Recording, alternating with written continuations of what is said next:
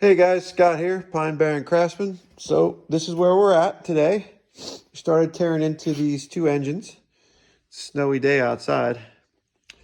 Um, Very impressed with the inside of the engine. We did a scope video, took some spark plugs out, and I saw some scoring on the inner walls from when it was honed out, and very few vertical scratches in the cylinder walls.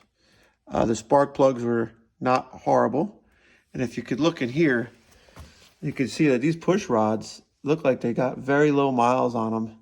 They look new. He said that they had 20,000 miles on this engine, which looking in here, I believe it, you know.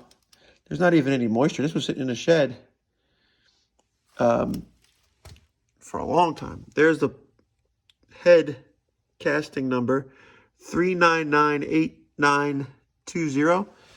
I'm going to also try to prove out what this is. Stamp here. There's a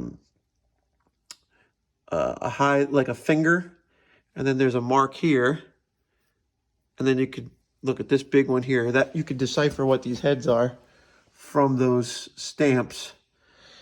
600 CFM carb.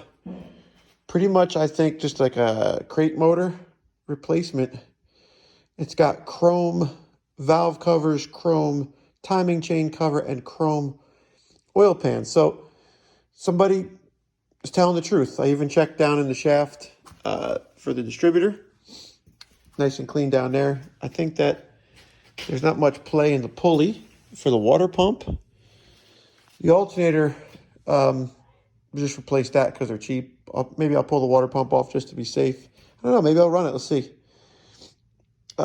Pretty excited about the fact that I think this engine will run fine for whatever project I got.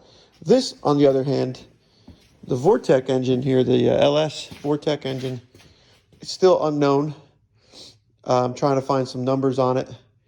This is definitely, I believe, 100,000 miles or more engine, just from the wear and tear, of the block. A lot of the components, just dirty.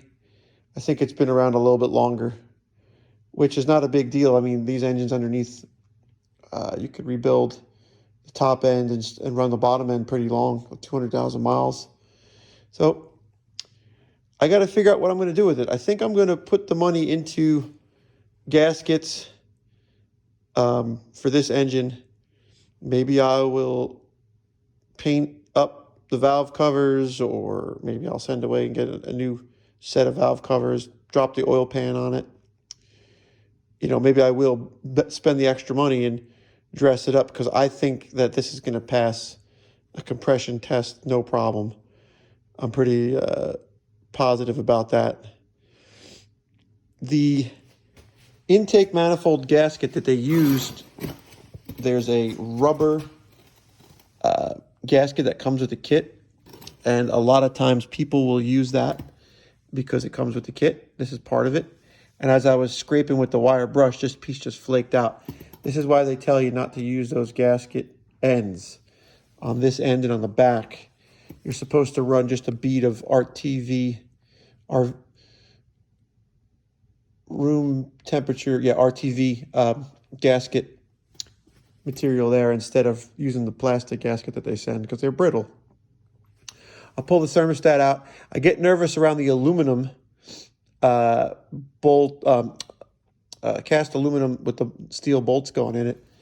I can put a little heat to it and work it nice and easy, because you don't want to break things off in the different metals. Like this is a plug here. I'll probably leave this plug. Although this is a spot I like to put my temperature sensor when I'm running a temperature thermostat for the gauge, or for electric fans.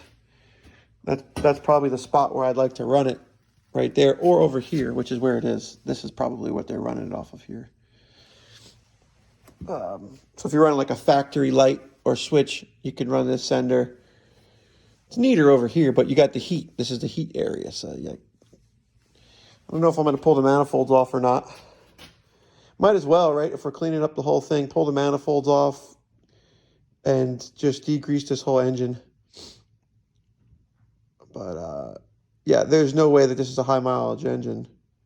I think we got a good engine here to play with. It's making me want to get a project now to put it in instead of just selling the motor. Because, you know, I mean, these motors are a dime a dozen nowadays.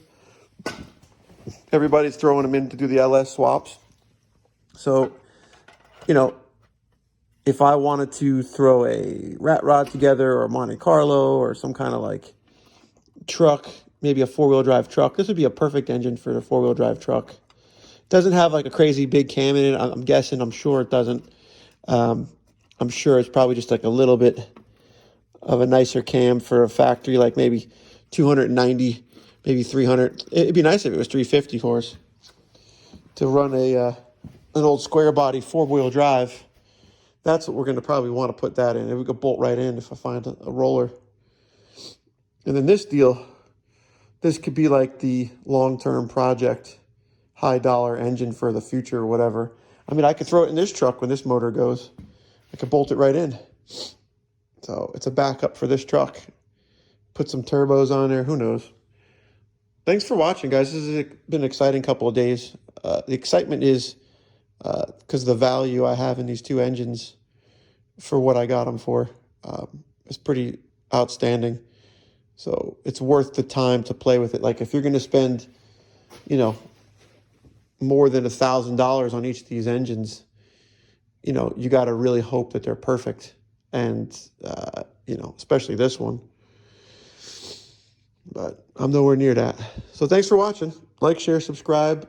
Let me know what you think. I found this snap-on mirror picture in the trash. It was cracked, but still together. The pieces are there like a puzzle. So I'm going to laminate that, I think, and just leave the crack. Who cares? All right, see you.